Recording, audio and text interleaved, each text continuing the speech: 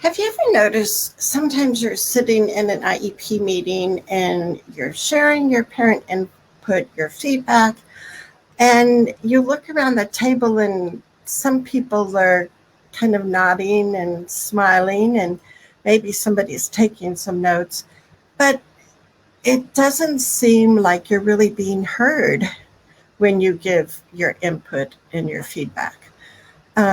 If this sounds familiar to you, I was going to share just a quick story that happened a while ago at an IEP meeting, but it still pertains today. And that is the parent emailed the school their input and requested that it just be copied and pasting into the different parent concerns parts in the IEP. And instead, the staff summarized the parents' input and submitted that. And it's like that parent input place is like the only place for sure that you can make sure your voice is heard at that IEP meeting. Now, I want you to be having input into everything, right? But at least where it says parent concerns in your IEP form, that those need to be your words, not your words summarized by someone else. And it was so funny because this parent had said, um, you know, she was trying to be positive. I appreciate you, wanting to summarize my input. However, this needs to be my words. This is how I'm explaining it. This is how I'm seeing it. And so the supervisor said, "Oh, of course, I completely understand." And then she added this little, "Well, I really did like the wording I used." And it was like, what? Stop. Basta, stop. It's not up to you as a parent to have to keep reminding people, but sometimes it does, right? It kind of lies back in your lap. So I want to make sure when you're adding your input, your feedback into the IEP, that some of it you just send to them ahead of time so they can copy and paste it in the actual IEP form. So I am glad you're here because I think we're almost to the end of the school year, right? I still have a few IEP meetings, but I'm hoping that'll be done soon. So this is the first Thursday of the month. It's a great time for you to ask your questions and also give your ideas, because I don't have all the answers. I have some experience and I can have some tips to share with you, but our discussion is so much richer when all of you that are here with us live or watching the replay type in your comments, add your ideas, share your experiences, because we all learn so much from each other, right? So say hi so I can say hi back to you.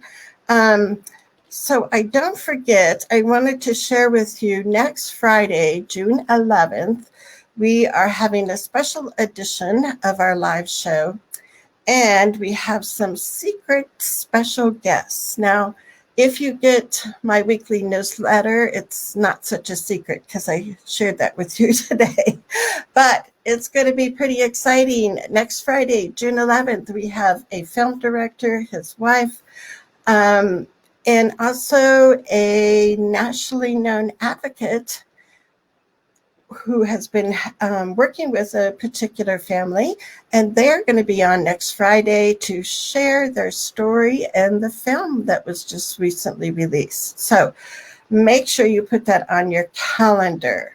And let me see what your questions and comments are. One of the things that I think is always a good idea this time of year is to make some kind of a list. You can use your phone to record your list on. You can jot it down in your notes section on your phone. Have an easy way that you can start compiling a list of things that worked well this year with your child in the school and what didn't work so well. And you might want to look at changing next year.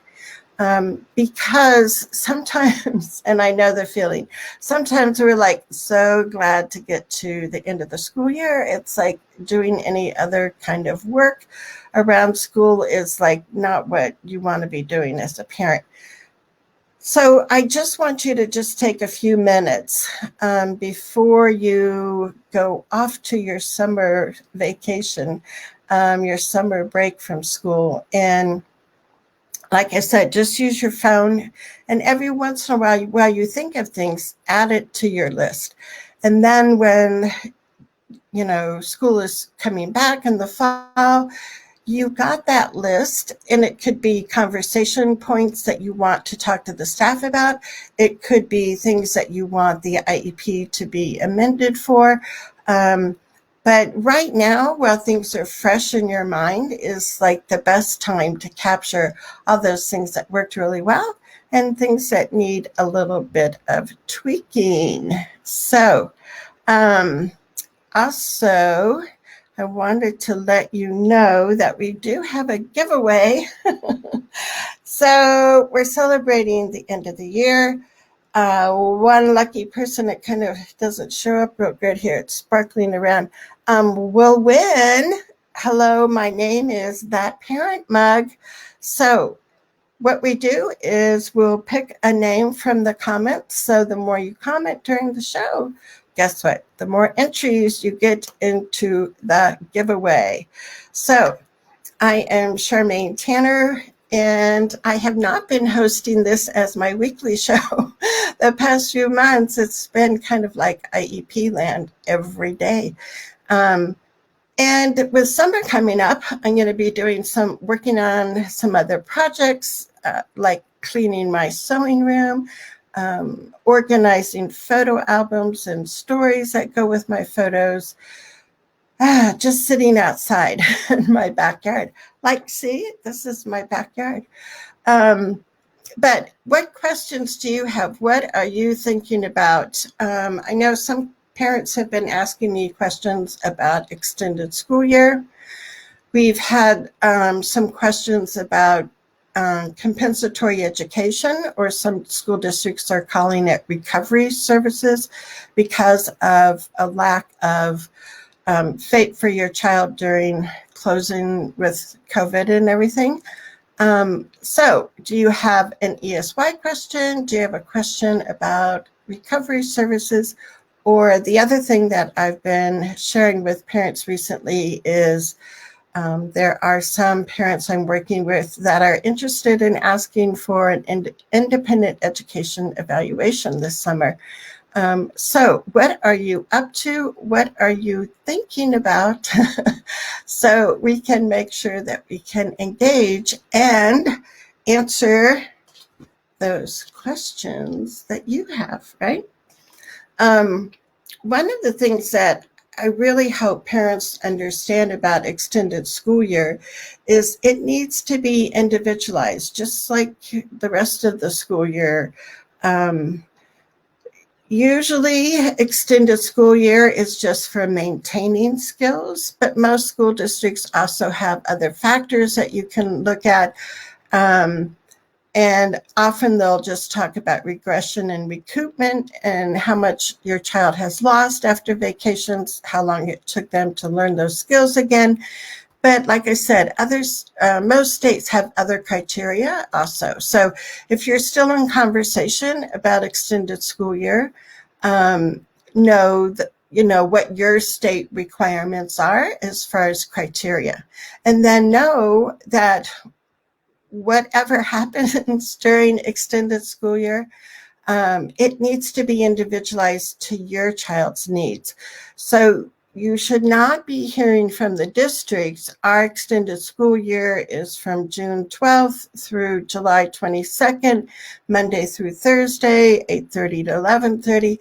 That is like this box of an ESY program, and that's not individualized. Your child may need something different. For one, the schedule may not work with your child and your child's needs. Two, you might need some more extended school year from July and August, and maybe not in June. You if you want your child to be included, look at what they're offering for extended school year.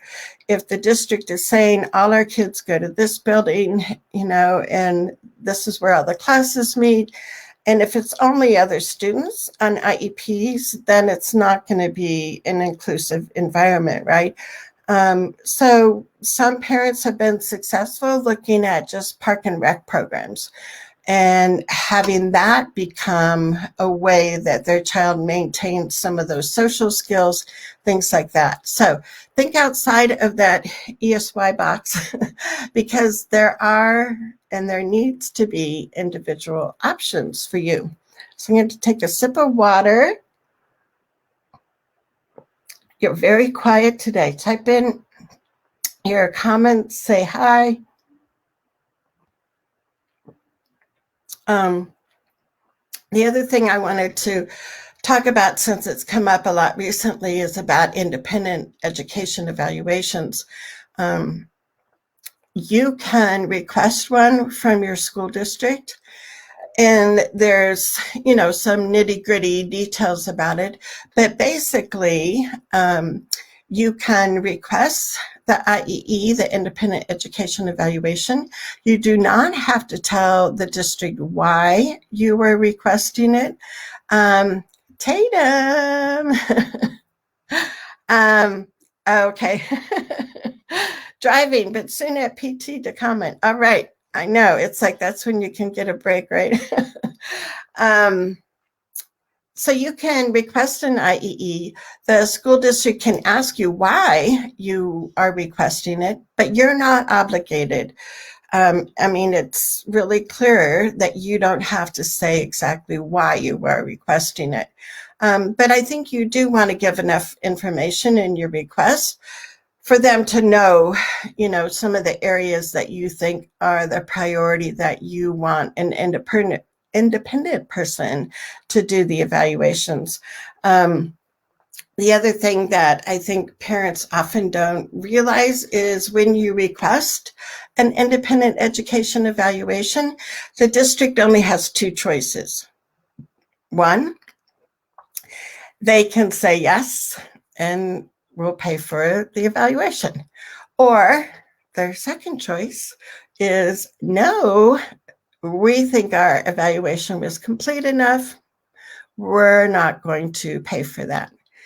Now, sometimes that's all the parent gets, and they don't get that rest of the story. And the rest of the story is, if your school says, number two, no, we're not going to pay for an independent education evaluation, then the school must file for a due process hearing. Now, so many times I've heard from parents around the country where they request an IEE and they come back and they say, well, the district said no, so now we can't do that. And it's like, wait, did they say no and filed for due process, or they just said no? So these are those little small details that matter. And I think, probably there are some teachers that don't understand what those options are as far as responding to a parent's request for the independent testing. But that can be very helpful, especially if you don't feel like you've gotten valid information that really gives a good picture of your child. And the other part is, depending on where you live, sometimes there's months of a waiting list before you can get into somebody for the independent evaluation. So be thinking of that too. Sometimes it's helpful also to check with other families that that have had an independent evaluation and see who they use, what their experience was. You can also always call your state parent and information training center, and they can help identify, a list of qualified people if you're interested in that IEE.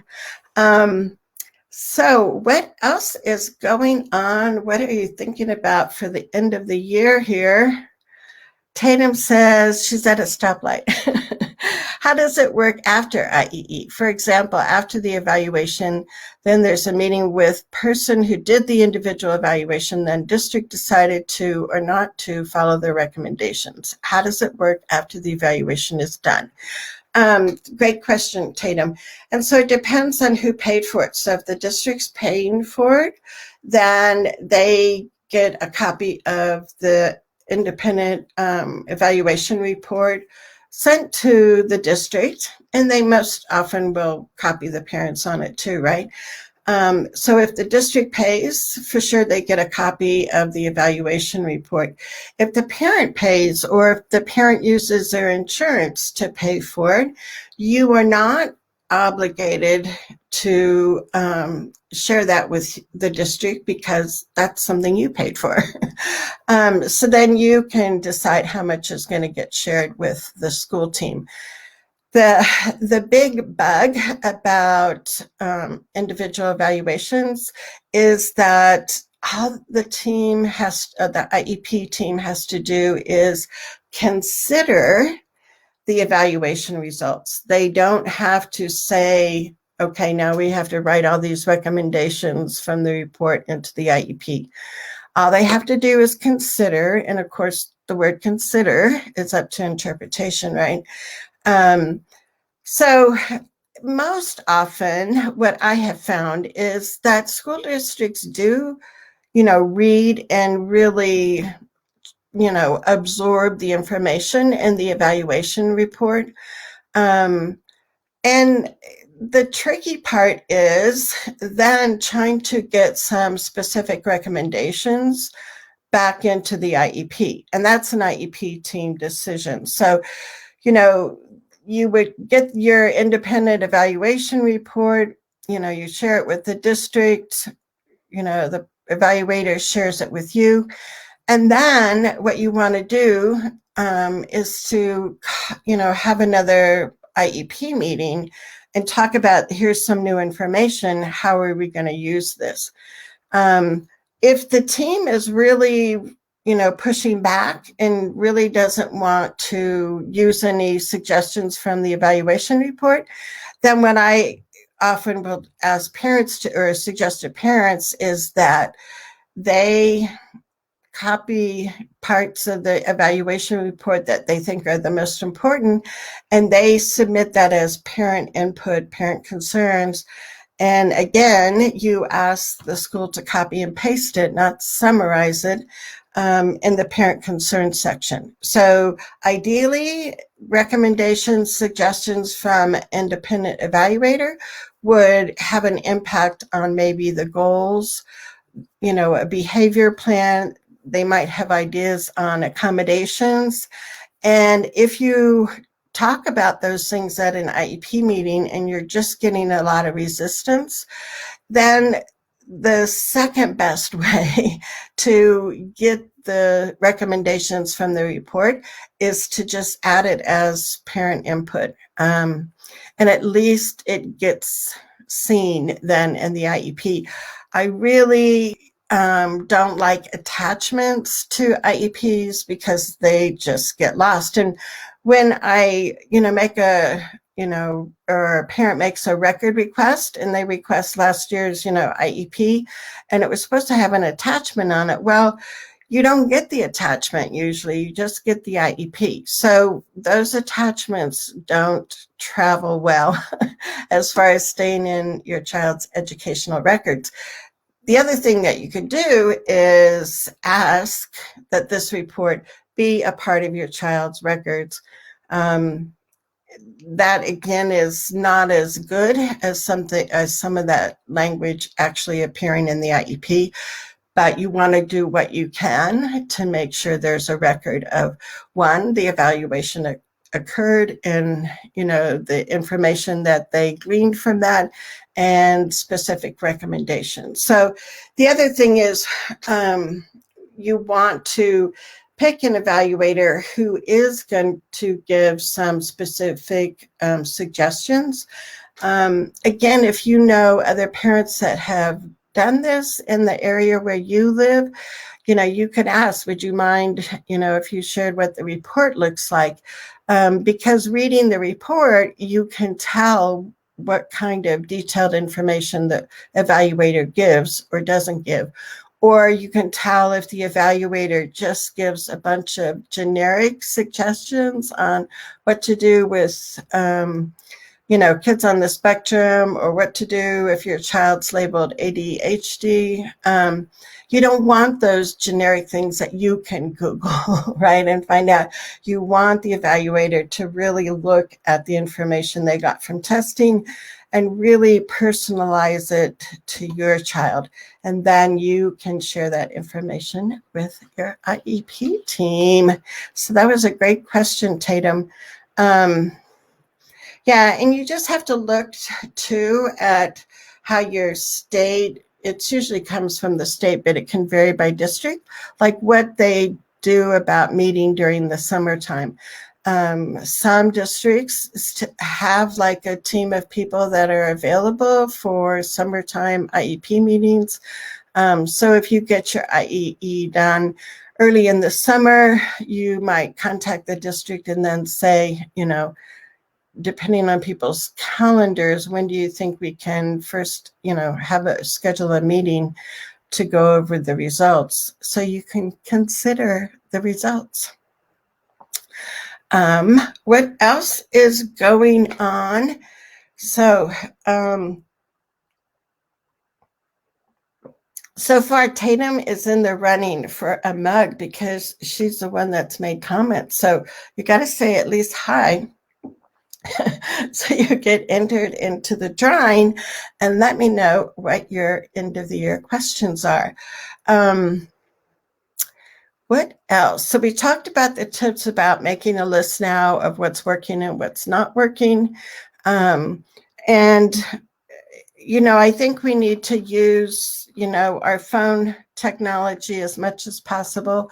So like I said, while you're thinking of things like Tatum, while she's waiting in the waiting room at the PT's office, either, like I said, typing into your notes app, or walking someplace and adding something to your recording, as far as, having a recording of ongoing notes that you want to remember. I was talking to one mom today, and she was saying what she was thinking of doing was to take the final IEP and highlight the most important parts that she wants general ed teachers especially to know. And I think that's a great idea because, one, you want to make sure that the general ed teachers see your child's IEP. Some schools will kind of summarize everything into like a one-pager. That can be helpful, but it's also, you want them to know the full picture of, especially like accommodations, what your child, what their goals are, and how the gen ed teachers can help them in the classroom. So, one idea was from a parent that I worked with quite a while ago, but it was such a great tip. She came up with a list of the top 10 things you want to know about her son. And, as far as physical accommodations that he needed and just different things. And so what she did is she took pieces from the IEP, made this top 10 list, and then she also noted the page numbers where it was more, it was a further explanation in the IEP. So the teachers had a one-pager of the top 10 things they needed to know about her son and, how to support him. And then it gave the reference to the IEP. So if the gen ed teacher needed more information, she could go back to that page. So as easy as we can make things for people, that's going to be the best. The other thing I think to think about is whatever communication, method you use this year with teachers, kind of evaluate, was that working? Did that seem like it worked for the teachers? Did it work for you? There's one parent that, gets a quick phone call from a teacher, which is nice for feedback, but then the parent wants that, can you write that in an email so she has a written copy and can keep track of all the different things that they've talked about. And, that hasn't happened. So then you need to look. So do we amend the IEP for the fall where we say we want written daily, weekly, whatever communication? But sometimes you want to leave enough, like, I don't know. You want to be specific about how often you want to get the information, and you want to be specific about what information you want, because different parents need different things, right? So for some parents, it's like, I really have to know everything my child ate and drank today because I have to report that to the doctor. So depending on what information you need, think about how you want to get that information. Is it okay when you pick your child up after school that you just stop in for a minute and the teacher gives you the highlights? Do you want something written in a communication notebook that goes back and forth? Do you want the teacher to take photos of your kids' work at school and send it to you at least once a week? So figure out what kind of communication is going to be helpful, what worked this year, what didn't work very well with communication, and make a note of that now. So when the fall comes, that can be something that can be easily amended in an IEP without a full team. But that importance of that ongoing communication, builds relationships, builds trust, and that's what we need in order for us to be really a collaborative team, right? Right. So I don't see any questions coming in. If you're watching the replay, know that you can type in your questions and I will circle back and respond to those. So let me know. You can say hi, because when we do the drawing for our mug, you have to have a comment for me to see your name. So I just want to say also that this summer, our live shows are going to be real sporadic because I'm going to go on more of a summer schedule instead of a weekly schedule. Hey, MC, how are you? I think you guys were having a wet, cold Memorial Day, huh? It's been really warm out here, like we're getting 100-degree weather. So, and for some reason your comment won't go down. That's okay. We'll just keep saying hi.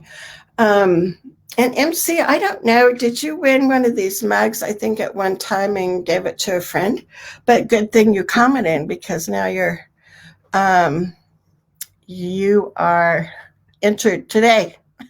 She says, thank you for all you do. Thanks. You're welcome. So what kind of summer projects are you guys working on? I hope that you're spending some time away from IEPs, away from Googling information, and be like me, like you can spend time outdoors in your backyard. I know that if I spend some time just like soaking in the wonderful atmosphere of nature, that it really helps me. So one of my goals for this summer is to spend some more time outside and just kind of drinking it all in. You know what I mean? Corey, middle school has me panicked. I know. I was that way with Dylan. And I don't. Is your daughter a year older than your son? I was trying to remember if she's already been in middle school. For us, it helped because Dylan's older brother and sister had been in middle school before he came. So he was real familiar with the building. He knew some of the staff. So all of that kind of sense of like, I've been here before. So I don't know for your son, if you got to do, a lot of times they'll do for all the kids coming up to middle school, a tour of the middle school before school ends. So let me know if they did that for you. So she said, yeah, her son George is the oldest by 1 year. So, and Dylan was real anxious about middle school because his older brother told him, they put you in your locker and they closed the door and, they put you in the trash can and they'll roll you down the hill. All of these things that I think probably happen sometimes, but not really. Um, so Dylan was kind of nervous about that. But yeah, as much as you can do, this year before, the building's kind of closed down for cleaning. Have you had a chance, Corey, to go observe or anything? Um, oh, she said they had a quick tour in May. Yeah, and then the other, like some of the details that I think, make a difference is, and schools are so different. So just need to find out from the middle school, but I'm sure you probably know, do they have lockers or no? I mean, some new school buildings are being built without lockers because there's less places then that things could be hidden that you don't want hidden in a school building. Um, if they do have lockers, one of the things that we did for Dylan when he went to middle school was to make sure that they gave him, it had a combination lock on it. So we made sure that they gave him a combination that was easy to remember and find, so like if you go 10, 20, 30, those hashtag lines are bigger than the little fine ones. Sometimes parents have, not wanted to use the combination lock. They'll buy a lock that has a key. The kid will have the key. So lockers and combinations seem to be one of the fears. For some students also, like what's it going to be like with upperclassmen? So again, Corey, if you can look at the middle school that George will be going to, a lot of times when middle schools are built, they'll have a wing, for each different grade level. And there's not that much intermixing of the kids. So that sometimes helps kids feel safer. The other big thing I think for middle school is sometimes the teachers start getting into the thought that I'm a social studies teacher, I'm a English teacher, and this is the subject that I teach. And these are the units that we're going to study this year. We've done these forever. And they kind of forget about, but these are the kids that you had this year, and they're different than the kids that you had last year. So how are we going to navigate that? And Corey, I know you've been real active in your district to see, I don't know, if they've done any professional development around co-teaching, around universal design for learning, how much of that is really implemented in the middle school. The other thing that I did before Dylan went was I found out from the science teacher what the units were going to be about. I found out from the social studies teacher, what their units were. And then over the summer, I started looking for, different books on those subjects or videos or something. Like for instance, for Dylan in 6th grade, they always do a big unit on Egypt. So we got like hieroglyphic stamps, and like that was so cool for Dylan to bring in. So that use the summer to kind of collect some artifacts or some supplemental resources and share that with the teachers and say, keep these in your room, use them during the unit, so it's almost like a way that you can do some pre-teaching of some of those content units. But yeah, let me know. Yeah, MC says, gotta love those older sibs. I know, they show them the ropes, right? Marie says, does your school have a buddy program? Thanks for bringing that up, Marie. Some schools have a program where another student will serve as a guide for your child. Yeah, see, and that's so cool. And what I like about that is especially if it's not an official, I'm kind of against official Betty programs. I mean, like, where, I don't know. But if it's a school-wide program for all the kids and all incoming sixth graders or, whatever it is for your middle school, if all kids incoming have somebody that's going to be their mentor, and kind of show them the ropes, especially at the beginning of the year, I love that idea. If we only assign buddies to kids with disabilities, I don't like that idea as much, because again, it's like, I feel like too many times it becomes a program where we pity the kids that are disabled, and we're helping the kids that aren't disabled to like, be this do-gooder versus like, no, we're all in this together. So, but that's another soapbox for another time. But I love the mentoring idea for everybody. Pacing guides for science and social studies. Yeah, and I'm going to turn my fan on because it's like so hot. Let's see. Now you see my face. Yeah, so trying to find out some of that scoop ahead of time. Hey, Lissa. Lissa's from Idaho. Lissa. And I know she is a happy mama because I think this is the second year maybe since her son's graduated. So she gets to leave those IEP meetings behind. Like, what a fantasy, right? Corey says, yes, I prefer school-wide, and they do. Oh, good. It's seventh graders mentoring sixth graders in hallways and lockers. Good. Yeah, and that's perfect, right? Because the kids are going to have the lowdown, and they'll know, like, never order this in the cafeteria, or this is the best pizza. You always want to order that. But yeah, having those kids that can be assigned and hook up with everybody, that is a very helpful thing. Lisa says, yes, and never to be missed. I know we have to have like graduation parties for parents when their kids get off of IEPs, right? That would be nice to have. But so anybody else, like, Lisa, would you have any ideas, like my light bulb?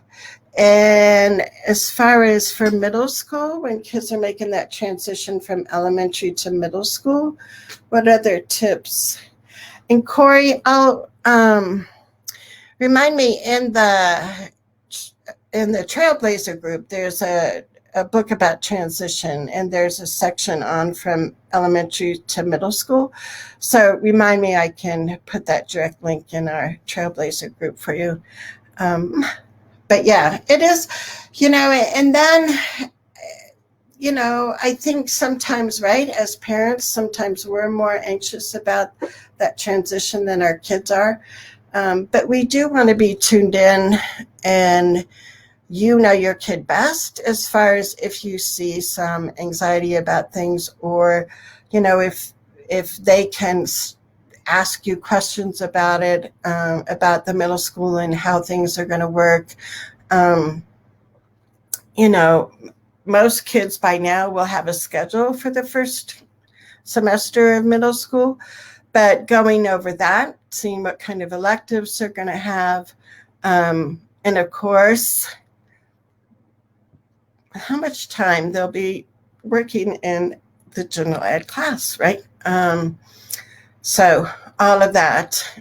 And you want to make sure that their IEP is in place for middle school, like every other school, the first day. So if there's any kinds of coordinating of things that need to happen, you can send a friendly reminder to the special ed director and say, did we get that license?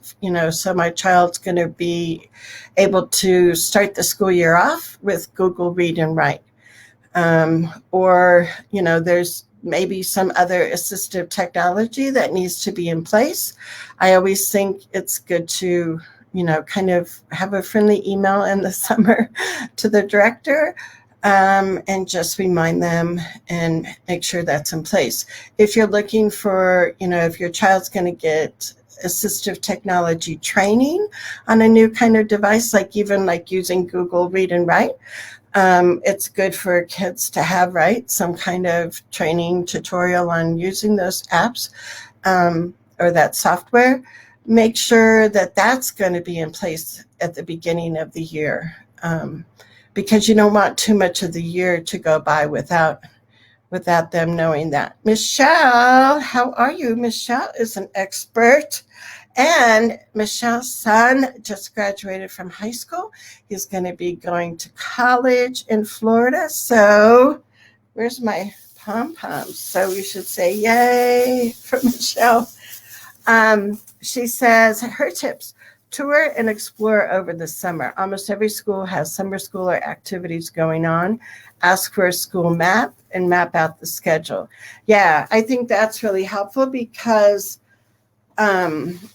for a lot of kids, it's that spatial stuff of where do I get, how, and they're worried about how long they have, in between classes, to get to their next class.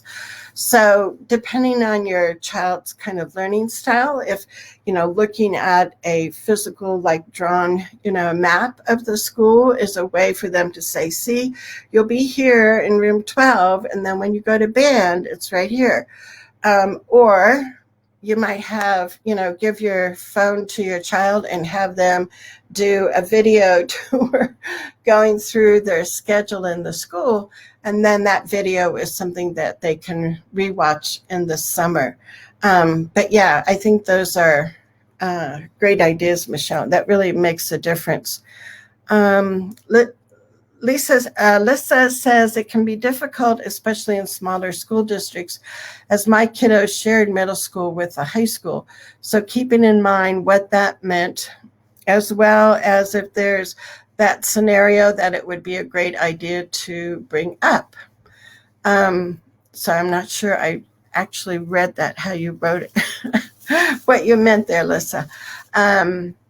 So yeah, that's a great point because in more rural school districts, sometimes that middle school is connected with the high school. And then again, you want to see what kind of separation there is so your kids feel safe, at the middle school.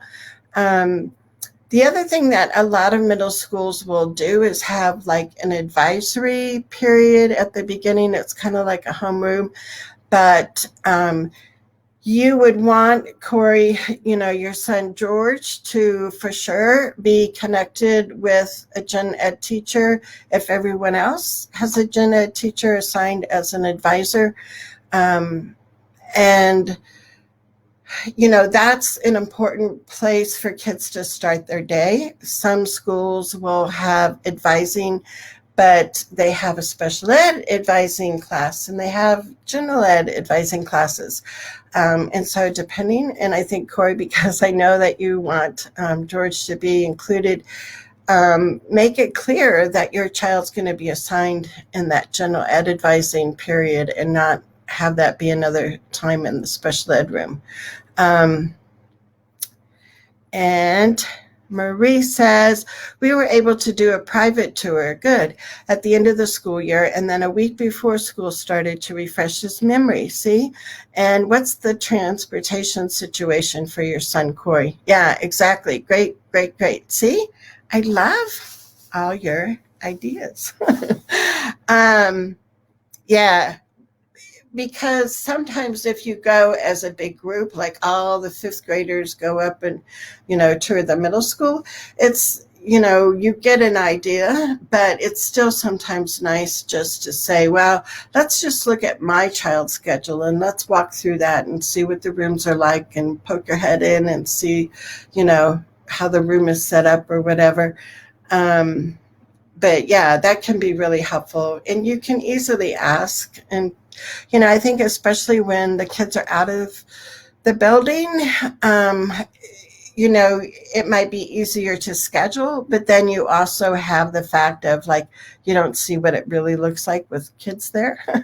So just depends on your school year, and if there's still time to get a tour in before the end of the year, or make an appointment with the principal over the summer.